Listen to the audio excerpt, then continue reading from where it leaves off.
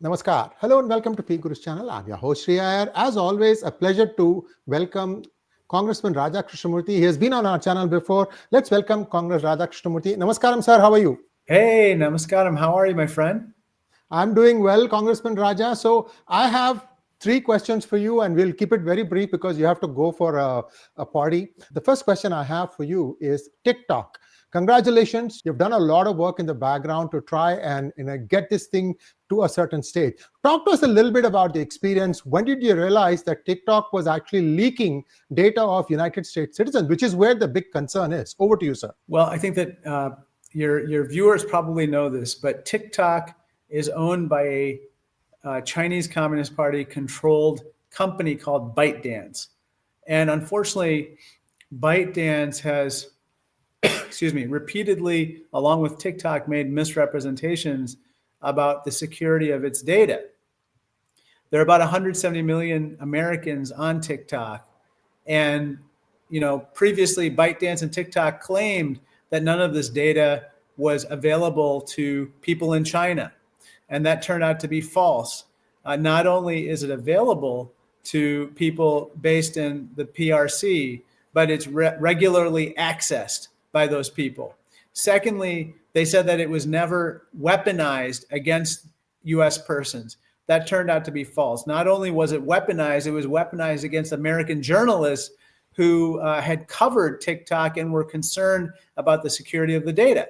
And then third, they said that none of this data would be stored on Chinese servers. And that turned out to be false as well.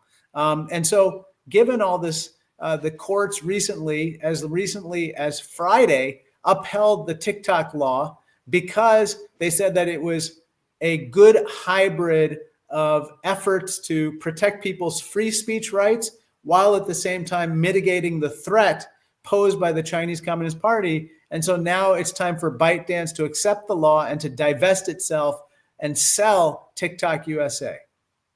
So by divestiture, is the United States government looking for 100% divestiture or maybe controlling percentage?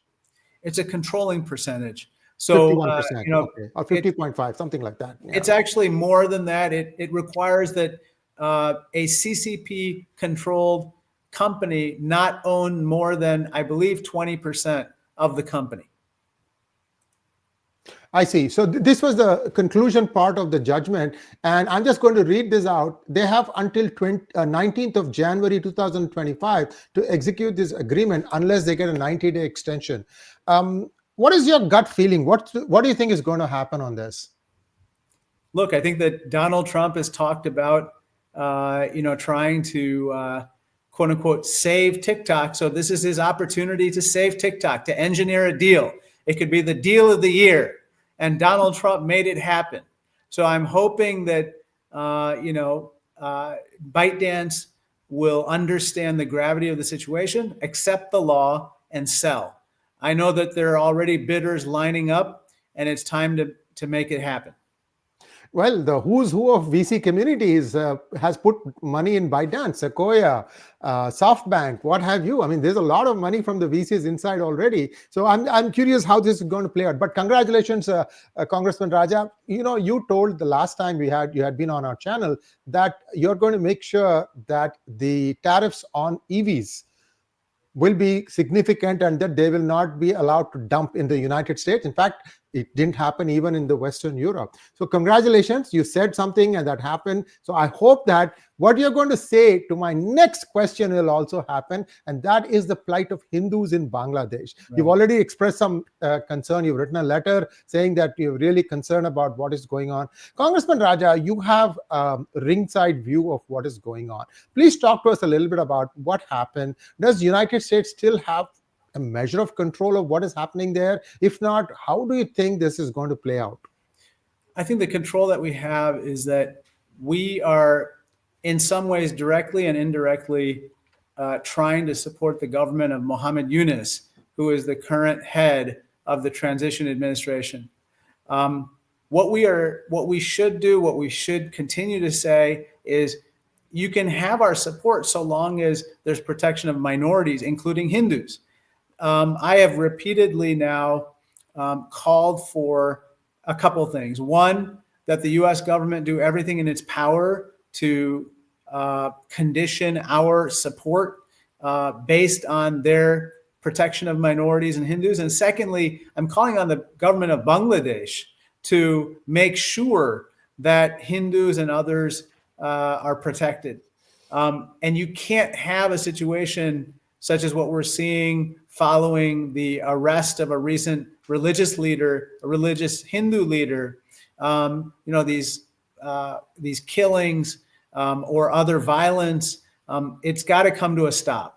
Well, I hope that your prophecy turns out to be true, because we are really concerned. Somehow there seems to be like a clock running down, tick tock, sorry for the pun, that come January 20th, things are going to be different. So we're going to try and extract the maximum amount of damage, or wreak the maximum amount of damage, because not much of the stuff that is happening is coming out in the open news. So I've put together one 30-minute video where I looked at the parallels between what is happening in today and what happened in 1971, the genocide of Hindus in the liberation of Bangladesh from Pakistan. So I'm afraid that, yeah, go ahead.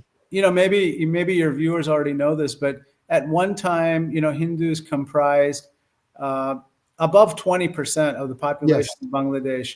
It's now down to 8%. Now, obviously, a lot of it was due to migration to India, but a lot of it was forced migration. Yes. And you have to understand the history of what has occurred to understand the present and what is going on right now. So if someone were to say, oh, there's no persecution, there's no oppression, there's no discrimination, there's nothing bad happening to Hindus, I think that they don't understand what has occurred in the past.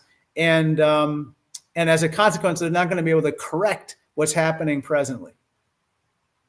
Now, Congressman Raja, what are the tools that the United States has today to try and get this thing under control? I'll give you one other concern that is coming up. Pakistan has got its footprint in the Jamaati elements, which are radicalized. They are not the normal Bangladeshi Muslims. There is a small radical elements. Those are the ones who are feeling emboldened and doing all this stuff. Is there anything that India can do that will help this thing? Because India has not yet done any economic blockade, not even economic, leave alone trying to, try to protect. One of the things that India offered to do, I'm told, and you can correct me if I'm wrong, what India offered to do was that they said, we will put a protection zone within Bangladesh where we'll make sure whoever is displaced, they are fed, and that there is some sort of a refugee camp. Would you support something like that if India were to make an official statement saying, because let me play it out. What happened was Bangladesh refused. So this is a situation where India was trying to diffuse the situation a little bit, and Bangladesh doesn't want it. Is there anything that you could put your good officers to use to try and let United States say, okay, let India do this thing, just to at least take the steam, take the pressure off of a little bit? I'd have to look at it. I think that, look, the spirit of the offer is a good one, right? Which is, let us help to provide some resources where there may not be enough to help safeguard the plight of people who might be escaping persecution. On the flip side, on the other side, is the question of sovereignty, right?